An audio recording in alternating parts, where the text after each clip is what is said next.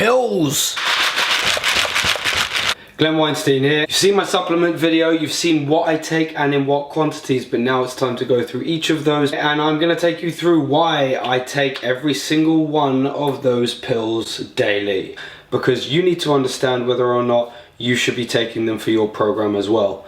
So let's go through those one by one. Alright, so let's start off with a simple, obvious one that I believe that all of you should be on. Omega oil, a quality omega-3. Don't worry about the 6s and 9s. If you eat a healthy diet of vegetables and stuff like that, you get all the 6s and 9s that you need.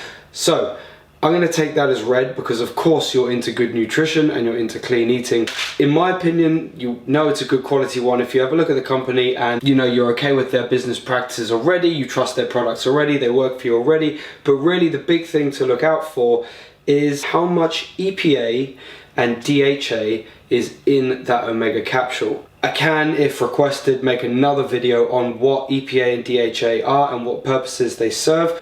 Now they go a long way to helping support brain function, as well as just letting you know that this is a quality omega-3. Suffice to say, omega oils are fantastic. They help with lowering inflammation, synovial fluid production, to support your joints with overall circulation, recovery, brain function. The list goes on and on. If you plan on doing a lot of plyometric work and hammering those joints even further, then they need a way to recover and rehabilitate all of that stress that they go through during your workouts. So omega oils are really just the foundation of any decent supplement routine.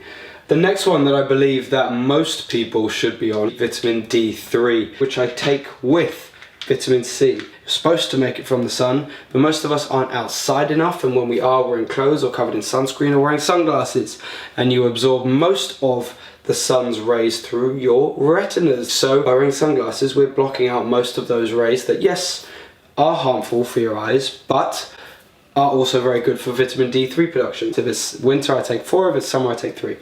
And I take them with a vitamin C every day because vitamin D3 is absorbed with much more efficacy if it's in the presence of vitamin C as well. So vitamin C is in there to support my immune system, but it's also really there to make sure that I absorb as much of that D3 as possible when I do take it. So if you're not going to get it from a natural source, it's important to supplement with it throughout the year to maintain a healthy base level so that you've got a good foundation to form lots of other hormones that come later down the line, later down the chain from that nutrient. The next thing you should all be taking is a decent multivitamin, vitamin A, D, E, K, E, C, all of them. It's just something to kind of fill in all of the multivitamins in your system and make sure that you have a foundationary level of all of those that you can then build on with the nutrition that you go ahead and eat for the rest of the day. They're building on at least a base level of decent nutrition that you're getting from a good multivitamin. Chances are in a multivitamin the levels are pretty low,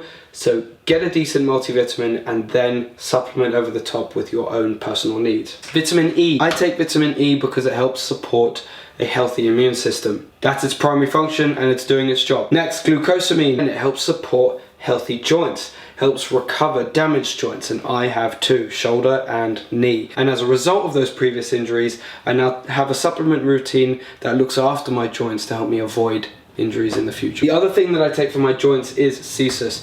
There's lots of studies on both sides of the CSIS debate. I personally have taken it with a lot of success. If you think it's shit, don't take it. Or leave a comment and tell people this is the worst advice in the world. But I'll tell you from my own perspective, I've had 2 injuries that have badly affected tendons and ligaments in shoulder and knee. And I started taking Megacesis because I read a number of studies that said that it increased circulation and rehabilitation for ligaments and tendons. Normally ligaments and tendons don't get much of a blood supply and therefore they take forever to recover. So CSIS can help that. I had great success in rehabbing my shoulder and haven't stopped since. It's a healthy part of my routine. If you think it's shit, don't take it, but go read about it. I think it's pretty good. Next thing, green tea. I take green tea during a cutting phase because it's high in antioxidants. Really, that's the only reason why I take it in a cutting phase and I don't take it the rest of the year. high in antioxidants. Right, next we're onto ZMAs, zinc, magnesium, rehabbing your muscles and getting lots of magnesium and zinc back into those muscles after strenuous, tough workouts. If I feel particularly sore or like I've had a particularly strenuous week, maybe I've been doing 1 RM work and a lot of plyometric stuff, then I'll come up to 4, but for the point of a cutting program where my volume is higher, I felt that I needed to stay around 3 ZMAs a night, no more than that. Now, one thing that can be an issue on a cutting phase is your energy levels. So vitamin B or vitamin B complex, or specifically if you can get vitamin B12, is the best way to nutritionally support your energy without looking for kind of stimulant kind of nutritional additives that you can have in your day, caffeine and so on. I find I take 2 of these, or 3 sometimes if I haven't slept much, and I find that when I hit my peak energy at about 10:30, I just kind of ride that out until the end of the day. There are no peaks and troughs where I get sleepy, where I feel like I need a Red Bull or something like that. I just don't touch that stuff. So vitamin B for me is a really useful way that I actually just maintain energy evenly throughout the day. During a cutting phase, and during a cutting phase only, I take CLA, conjugated linoleic acid. Really what that's about is just helping my body understand that it needs to burn fats for fuels over carbohydrates, and it helps optimize that process. So simply speaking, that's all it is really there for. HMB is about muscle maintenance. Now, the science of how it works, we can go into in a longer video. All you really need to know is HMB is there to deprioritize protein from being broken down as an energy source. Now, what is protein? Your muscle is protein.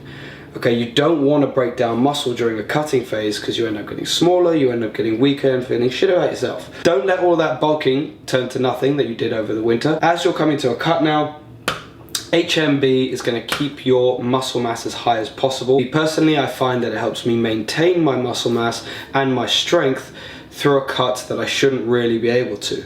So as an example, today is Monday, yesterday, Sunday, I deadlifted 200 kilos, which was close to my 1 rep max about 2 months ago, and I'm now at 170 pounds. That's a solid 8 pounds of fat down from when I started this. I shouldn't really be able to deadlift 200 kilos still.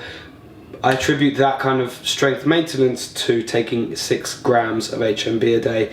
I know when I started taking that I only needed 4 grams a day, now I'm up to 6. Finally, Forskolin. I mentioned this one in the supplement video that I put up, just going through what I actually take and how I do it as part of my routine. I can't say whether it's been unbelievable. I can say it's scientifically proven in the studies that I've read about it, at least. So in terms of maintaining a high testosterone count during a cut, it's been useful. I've kept my strength. In the first few sessions after taking it, when it was a brand new supplement into my body, I definitely felt like there was a few more reps than I normally get on big lifts, on my heavy bench, on my squat days.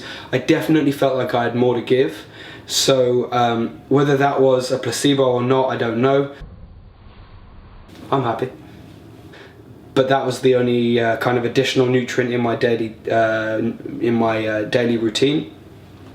So I'm keeping it in for the time being. The research is there. I can't say whether it affects me day to day now. I still take it before my major workout and before dinner, but it's helping. And so this is a matrix of what I think you should be taking to keep your immune system healthy, to keep your body healthy, and to assist with a cut. Not to help shred you with adrenal stimulants and all sorts of crazy crap that's gonna hype you up, stop you from sleeping, make you sweat all the time. None of that. This is all healthy and natural, in inverted commas, because it's all pills, but it's all healthy and natural, and it's all there to assist in the cutting process. So all of this for me is about health first and supporting my fat loss goals. Not encouraging to an unhealthy level, but supporting my fat loss goals with the work I'm doing in the gym, the supplements I'm getting here. Everything is working hopefully in unison, and I hope it's been helpful. Check out Glenn Weinstein Fitness on Instagram. Like and comment below. Let me know what you think, and share it with your friends, because there's too much shit information. Otherwise, check out my Instagram, Glenn Weinstein Fitness, Facebook, Glenn Weinstein Fitness. It's Glenn Weinstein Fitness on YouTube. It's a surprise, I know. I keep choosing the same name. I don't know why. It's kind of boring, but I figured it might help you guys find me. or blah, blah, blah, blah, blah.